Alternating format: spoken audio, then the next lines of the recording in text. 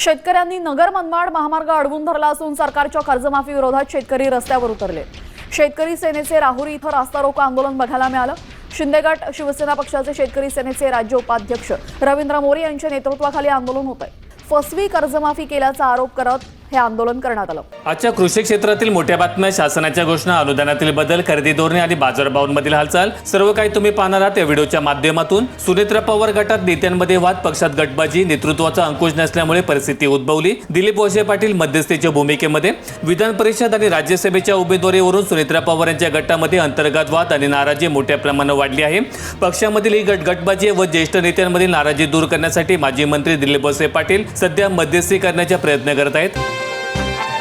उज्ज्वला योजनेच्या सिलेंडरमध्ये निम्मी कपात, लाभार्थ्यांना आता मिळणार वर्षाला फक्त 4 सिलेंडर।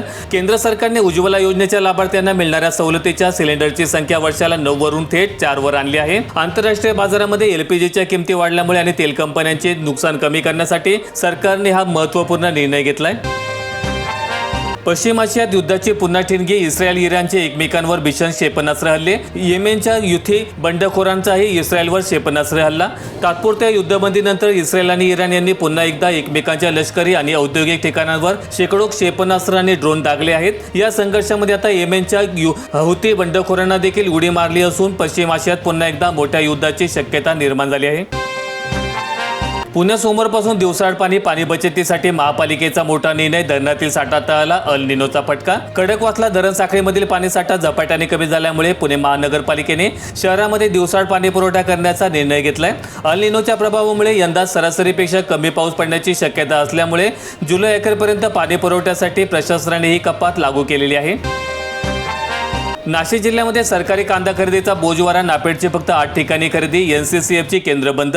केंद्र सरकारने जाहीर केलेली सरकारी कांदा खरेदी पहिल्या दिवशी नापेड आणि एनसीसीएफच्या अनास्थेमुळे पूर्णपणे कोलमडली आहे। कडक ग्रेडिंग निकषांमुळे अनेक ठिकाणी शेतकऱ्यांचा कांदा नाकारला गेल्यामुळे आणि केंद्र बंद असल्यामुळे शेतकऱ्यांमध्ये तीव्र नाराजी आहे।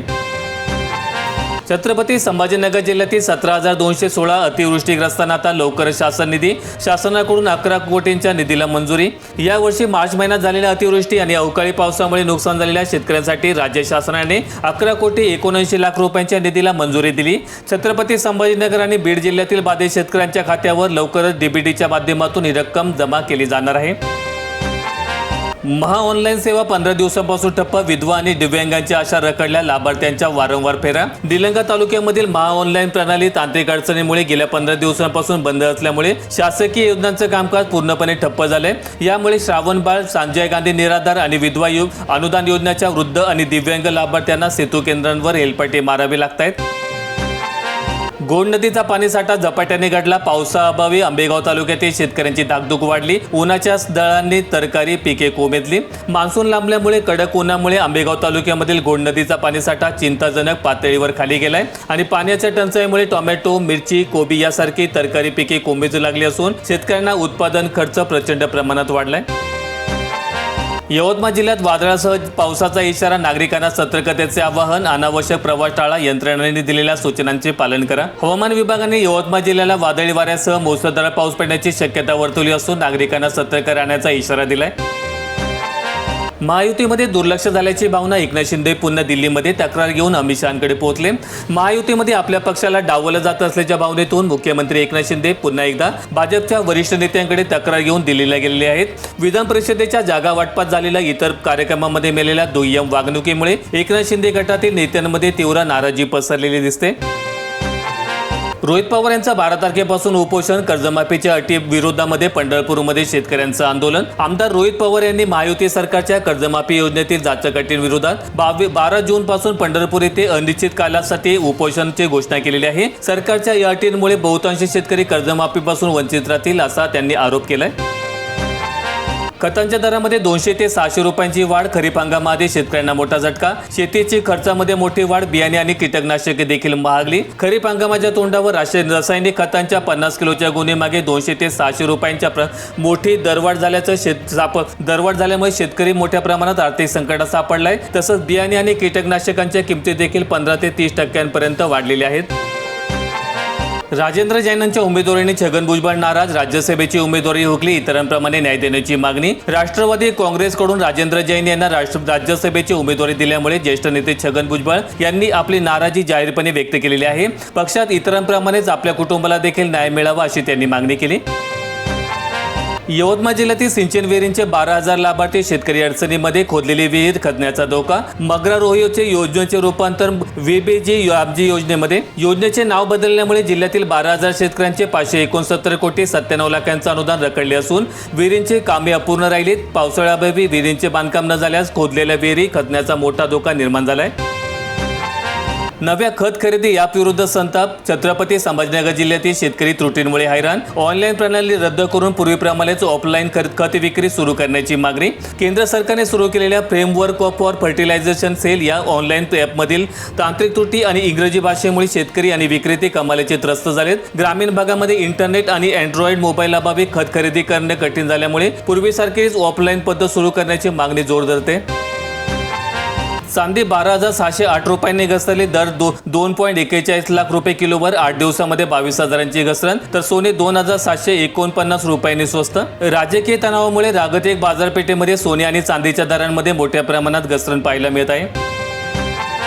छत्रपती संभाजीनगर जिल्ह्यातील फुलंब्री तालुक्यात 24,000 लिटर रॉकेलचे 30 रेशन दुकानांमार्फत वितरण होणार. सुमारे 29,000हून अधिक शिधापत्रिकाधारकांना मिळणार याचा लाभ. प्रति लिटरला 63 रुपयांचा दर. तब्बल 3 महिन्यांच्या प्रतीक्षेनंतर फुलंब्री तालुक्यासाठी 24,000 लिटर रॉकेलचा साठा प्राप्त झाला असून रेशन दुकानांद्वारे त्याचं वाटप सुरू करण्यात येणार आहे. पात्र शिधापत्रिकाधारकांना 63 रुपये प्रति लिटर दराने 3 लिटर रॉकेल दिले जाणार आहे. जोरदार मान्सूनसाठी जूनचा तिसरा आठवडा उजळणार. 12 ते 18 जूनपर्यंत हलक्या ते मध्यम पाऊस. 19 ते 25 जून दरम्यान धो बरसणार. हवामान विभागाच्या अंदाजानुसार महाराष्ट्रामध्ये जोरदार मान्सूनसाठी जूनच्या तिसऱ्या आठवड्यापर्यंत प्रतीक्षा करावी लागणार आहे. 19 ते 25 जून या दरम्यान मध्ये राज्यात मुसळधार पाऊस पडेल, जो पेरणीसाठी अत्यंत योग्य काळ असेल. यवतमाळ जिल्ह्यातील 169 गावांना पुराचा धोका. गेल्या वर्षी अतिवृष्टीने बसला होता 24 गावांना फटका. आपत्ती विभाग सज्ज. यवतमाळ जिल्ह्यामध्ये सततच्या पावसामुळे नदीकाठच्या 169 गावांना पुराचा संभाव्य धोका वर्तवण्यात आलाय. संभाव्य आपत्तीचा सामना करण्यासाठी जिल्हा आपत्ती व्यवस्थापन विभागाने रेस्क्यू बोटी आणि इतर साहित्यासह पूर्ण तयारी केलेली आहे. सरासरीच्या जवळपास दुप्पट पाऊस. 116% पर्जन्यमानाची नोंद झाली. धाराशिवमध्ये मान्सूनची दमदार हजेरी. पावसाचे आगमन. शेतकऱ्यांना दिलासा. छत्रपती संभाजीनगर जिल्ह्यात कर्जमुक्तीला प्रशासनाचा खो. राष्ट्रीयकृत बँकांची यादी रखडली. केवळ जिल्हा बँकेचा डेटा अपलोड. लीड बँकच्या दिरंगाईमुळे जिल्ह्यातील अंमलबजावणी ठप्प. पुण्यश्लोक अहिल्यादेवी होळकर शेतकरी कर्जमुक्ती योजना जाहीर होऊन 3 महिने झाले, तरी देखील जिल्हा अग्रणी बँकेने म्हणजे लीड बँकेने राष्ट्रीयकृत आणि व्यापारी बँकांचा डेटा न दिल्यामुळे अंमलबजावणी रखडलेली आहे. जिल्हा बँकेने 78,454 थकबाकीदार शेतकऱ्यांची यादी अपलोड केली असली तरी इतर बँकांच्या विलंबाने खरीपाच्या तोंडावर शेतकरी मोठ्या प्रमाणात संभ्रमात आहेत. नांदेड जिल्ह्यात गोट्यासाठी 2.25 लाख रुपयांचं अनुदान. निधी अभावी लाभार्थी परेशान. अनुदान मिळण्यास अडचणी येत आहेत. लाभार्थी मारतायत पंचायत समितीकडे येरझारा. प्रशासकीय पातळीवर जिओ टॅगिंग आणि अतिरिक्त पदभारामुळे फायली प्रलंबित असून निधी अभावी कामे पूर्ण झाल्यानंतर देखील अनेक महिन्यांपासून लाभार्थ्यांची बिले रखडल्याने शेतकरी त्रस्त झालेत. नाशिक जिल्ह्यात पहिल्या दिवशी नाफेडची कांदा खरेदी ठप्प. लासलगावसह जिल्ह्यातील बाजार समित्यांमध्ये अधिकारी फिरकलेत नाही. खुल्या बाजारात कांद्याला 1,600 ते 2,200 रुपये दर मिळत असताना नाफेडचा खरेदी दर प्रति क्विंटल 1,580 रुपये असल्यामुळे खरेदी केंद्र सुरू न झाल्यामुळे शेतकऱ्यांमध्ये तीव्र नाराजी आहे. व्हिडिओ आवडला असेल तर लाईक ठोका, शेअर करा आणि अशा दैनंदिन शेतकरी बातम्या अपडेट्स मिळण्यासाठी सबस्क्राईब करून बेल आयकॉनचं बटन दाबा.